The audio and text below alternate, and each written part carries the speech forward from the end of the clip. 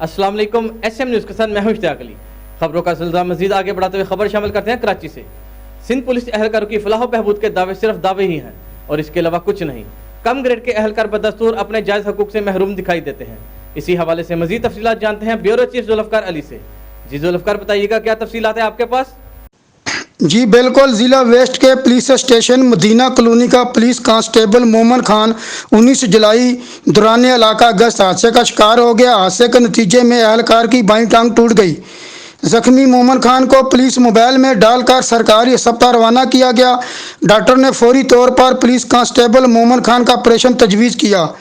जख्मी पुलिस एहलकार ने मेडिकल अखराजात के लिए एडिशनल आजी वेलफेयर ब्रांच से रजू किया। पुलिस कांस्टेबल मोमन खान को अपने मुतल्लिका SSP से रजू करने का कहा गया। SSP वेस्ट के दफ्तर से रजू करने पर एक नई मंतक सामने आई। जख्मी पुलिस कांस्टेबल मोमन खान को बताया गया कि SSP वेस्ट मसरूफियत के बाद तकरीबन 1 माह से दफ्तर नहीं आए। मोमन खान के अहले खाना बार बार SSP वेस्ट के दफ्तर के चक्कर लगाने पर मजबूर हैं। मोमन खान के ऑपरेशन में तखीर के बहस इसकी टांग ज़ाया होने का खर्चा पैदा हो गया है।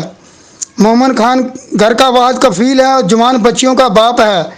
कांस्टेबल मोमन खान के अहले खाना ने फौरी इलाज करके मोमन खान की ज़िंदगी बचाने का मुतालबा करते हुए मीडिया के ज़रिए आला पुलिस अफसरान से अपील की है कि फौरी मेडिकल लेटर का इजरा किया जाए। जी बहुत शुक्रिया जुल्फ़कार, हमें तफसीलात से आगाह करने के लिए।